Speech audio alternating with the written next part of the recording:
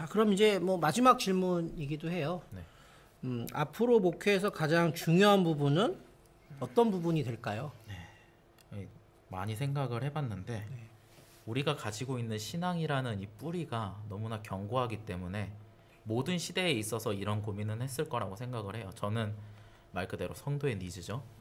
소비자의 니즈와 기독교라는 신앙이 가지고 있는 본질 사이에서 어떻게 줄타기를 할 것인가가 목회에 있어서 가장 중요한 부분이 될 거라고 생각을 합니다. 그러니까 그런 거잖아요. 만약 예를 들어서 성도들이 원한다고 그거를 일방적으로 다 들어줄 수 없어요. 네, 목회자의 입장에서 절대. 네. 그렇다면은 어느 정도까지 수용 가능한 선까지를 이제 정해야죠. 목회자가 뭐 본인의 신앙의 경험 속에서 혹은 많은 뭐 목회의 경험을 통해 가지고 그 기준을 결정하게 될 텐데 그 기준이 각자가 다 다른 거죠. 각자의 삶이 다 다르니까요. 그렇죠. 삶의 경험과 네, 삶의 자리가 다 다르니까요. 삶의 경험과 삶의 자리가 다르니까요. 예전에 있었던 경험을 잠깐 이야기를 하나를 해보면은 제가 인도에 갔었을 때 이야기인데 거기서 인도는 기독교 역사가 굉장히 오래된 나라입니다. AD 50년부터 도마가 이제 도마 사도가 그곳으로 가가지고 선교를 하면서부터 시작된 곳이기 때문에 이렇게 교회사에서 기록하죠. 네, 순교지로서 유명한 곳이기 때문에 제가 그곳에서 1년 정도 이제 봉사를 나가서 선교사님을 도와드리면서 여러 가지 일을 했었던 기억이 있는데 저는 제 나름대로 불타는 신앙을 가지고 갔어요. 근데 그곳에 계시는 목사님께서 저한테 이런 말씀을 하셨었던 적이 있어요. 우리는 AD 50년 때부터 지금까지 우리의 신앙을 잘 지키면서 살아오고 있는데 너네가 왜 와서 굳이 선교를 해야 하냐. 그렇죠. 라는 이야기를 들었을 때 약간 망치로 똥 하고 때리는 듯한 느낌, 머리가 한 대 딱 맞은 듯한 느낌이 들었었는데 경험이 다르니까 생각하는 게 다르더라고요. 그렇죠. 우리는 인도가 나아가야 될 땅이었었고 선교해야 되는 대상이라고 여겼었는데 그분들한테는 이미 거기가 하나님의 나라였던 거죠. 소비자의 니즈와 본질이 맞아요. 그 사람의 신앙 경험에 의해서 다를 수가 있기 때문에 목회자로서 그 부분을 굉장히 잘 조율해야 되겠다라는 부분들이 요즘 들어서 조금 많이 고민되는 부분이기는 합니다. 네. 오늘 전도사님 해주시는 얘기 들으면서 저는 이제 그런 생각이 드네요. 뭐 그런 생각 계속 가져왔는데 한국 교회가 전도사님이나 제가 목회하는 시대에는 크게 두 가지의 형태의 모임으로 공동체가 될 거다. 하나는 대그룹 중심, 하나는 소그룹 중심일 그렇죠. 거다. 왜 그러냐면 결국은 그 대그룹도 점조직 같은 소그룹으로 뭉쳐져 있을 거예요. 그러니까 우리의 이런 그런 특징과 추구함이나 가치나 경험 뭐 이런 것들이 각각 제각기 다르고 그게 다 개성으로 존중받아야 되는 상황이기 때문에 이것들이 지금까지 뭐 중형이라고 표현하기가 좀 그렇지만 그러니까 뭐 몇백 명 단위의 형태로는 조금 어려워요.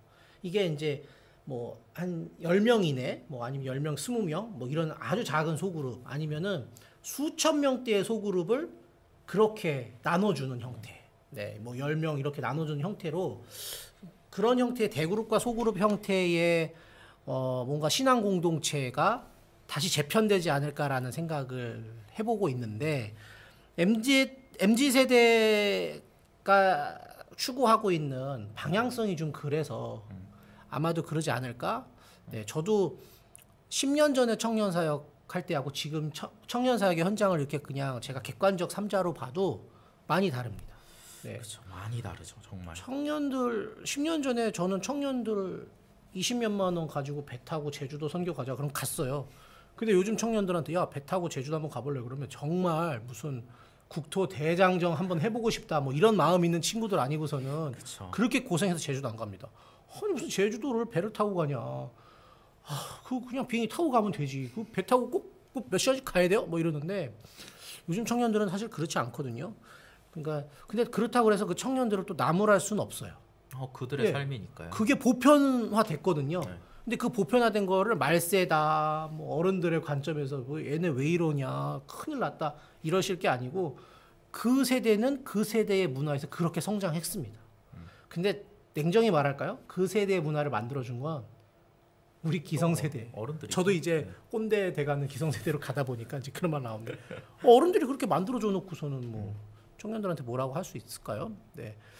하여튼 이렇게 변화하는 세대에 맞춰서 그 세대의 니즈에 적합한 형태의 사역의 방향과 목회의 형태가 필요하다라는 이야기 오늘 전도사님께서 마지막으로 해주신 것 같아요. 네. 그래서 오늘 뭐 이렇게 인터뷰 참여 긴 시간 내줘서 해주셨는데, 아닙니다. 네, 전도사님 뭐 마지막으로 혹시 못다한 이야기나 하고 싶었던 이야기 있으시면 잠깐 짧게 해주시면 좋을 것 같습니다. 네, 아무래도 이 영상을 보시는 분들이 대부분 아마 목회자 분들이 되시지 않을까라는 생각이 들어요. 그런데 이제 저는 이제 주로 저보다 어린 친구들이랑 친하게 이제 같은 목회자 그룹 안에서 저보다 어린 목회자 분들이랑 좀 친하게 지내는 성향인데 약간 그런 거죠. 이제 라떼는 말이야 이야기는 아니지만 어쨌든 그분들한테 꼭 이야기를 하는 게 성도의 삶을 좀 이해해 주셨으면 좋겠어요.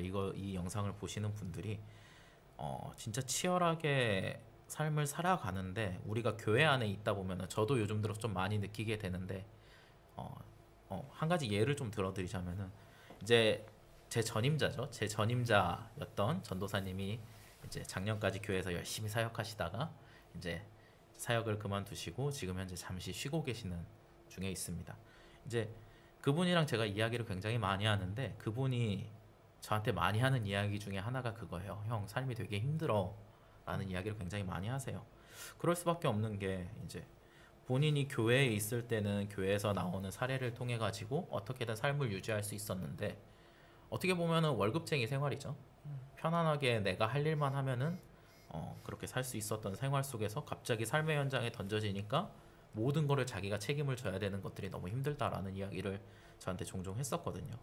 근데 교회 안에 있다 보면 우리가 그 부분을 많이 놓치는 것 같아요. 특히 목회자들이 그 부분을 굉장히 많이 놓치게 되는 것 같은데 뭐 라떼는 말이야 이야기겠지만 네, 여러분들도 혹시라도 그런 상황이 닥쳐올 수 있음을 항상 머릿속에 염두에 두시고 네, 어쨌든 저희가 양을 돌보기 위해서 나온 거니까요. 이 자리에 여러분들 또한 그런 부분에 있어서 꼭 신경 써주시면서 네, 목회를 잘 해주실 수 있었으면 좋겠습니다. 네. 오늘 전도사님 모시고 귀한 이야기 들었습니다. 오늘 뭐 마지막으로 저도 처절하게 정말 생활전선에서 살고 있는 우리 성도 가장 가까운 곳에 성도님들의 삶을 좀 우리가 입장을 바꿔서 이해해줬으면 좋겠어요. 그러니까 그분들은 정말 금쪽같이 쉬고 싶은 그 시간을 또 쪼개서 와서 헌신하는 거거든요. 뭐 물론 목회자들이 또 뭐 그런 그게 우리 목회자들이 좀 이기적인 것 같아요.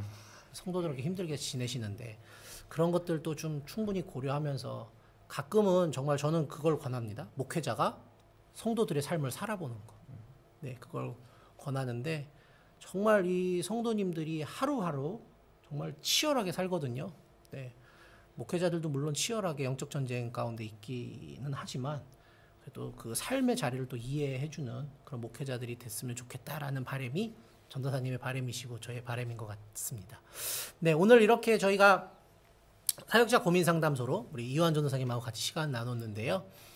특별히 이완 전도사님 온라인 사역하고 계셔서 또 우리 오랜만에 일반적인 교육부서의 사역의 이야기가 아니라 아주 특별한 온라인 사역의 이야기를 또 들어볼 수 있어서 아주 좋은 시간이었던 것 같습니다.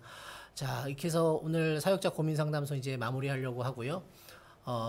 또 다음 시간에 또 다른 전도사님 또 다른 목회자분들과 함께 또 귀한 이야기를 같이 나눠보도록 하겠습니다. 또 다음 시간까지 모두 건강하시고요. 또 다음 우리 사역자 고민 상담소에서 다시 찾아뵙도록 하겠습니다. 감사합니다. 네, 감사합니다.